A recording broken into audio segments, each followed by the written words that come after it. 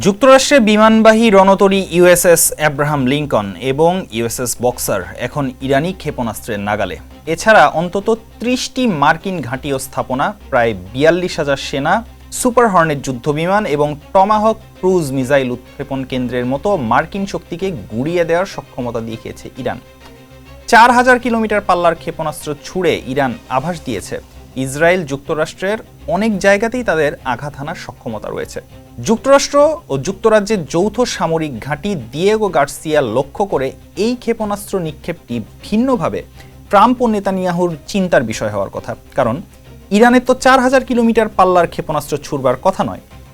অতীতের রিপোর্ট অনুযায়ী সর্বোচ্চ ২,০০০ কিলোমিটার পাল্লার ক্ষেপণাস্ত্রের দাবি ছিল ইরানের, কিন্তু এবারে দিয়েগো গার্সিয়া যখন ইরান আঘাত হানতে চাইছে, তখন আবারও স্পষ্ট যে ইরানের সক্ষমতা সবটুকু আসলে এখনও জানে না কেউ। এই ঘটনার পর নিঃসন্দেহে ট্রাম্পের জন্য পরিস্থিতি আরও কঠিন হলো। একদিক থেকে বৈশ্বিক রাজনীতি পরিসর, অন্যদিকে আমেরিকার সাধারণ জনগণ এবং প্রতিপক্ষের থেকে কড়াভাবে সমালোচনা শুনতে হচ্ছে তার।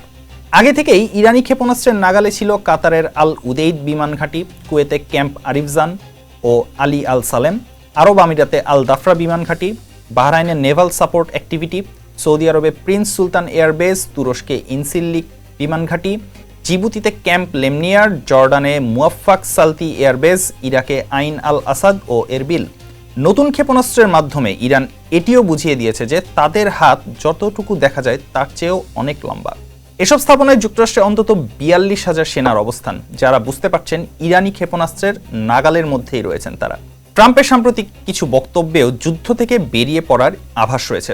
বিভিন্ন পরিস্থিতি চিহ্নিত করে সামরিক অভিযান গুটিয়ে আনার ইঙ্গিত দিয়ে চলেছেন তিনি। একই সঙ্গে বৈশ্বিক জ্বালানি সংকট ও তেলের দাম নিয়ন্ত্রণে রাখতে ইরানি তেলের ওপর কিছু নিষেধাজ্ঞা সাময়িকভাবে শিথিল করেছে যুক্তরাষ্ট্র। এর মধ্যে ইরানি ক্ষেপণাস্ত্রের এই আঘাত ট্রাম্প ও তার প্রশাসনকে যুদ্ধের পরিণতি নিয়ে আরও চাপের মুখোমুখি করেছে।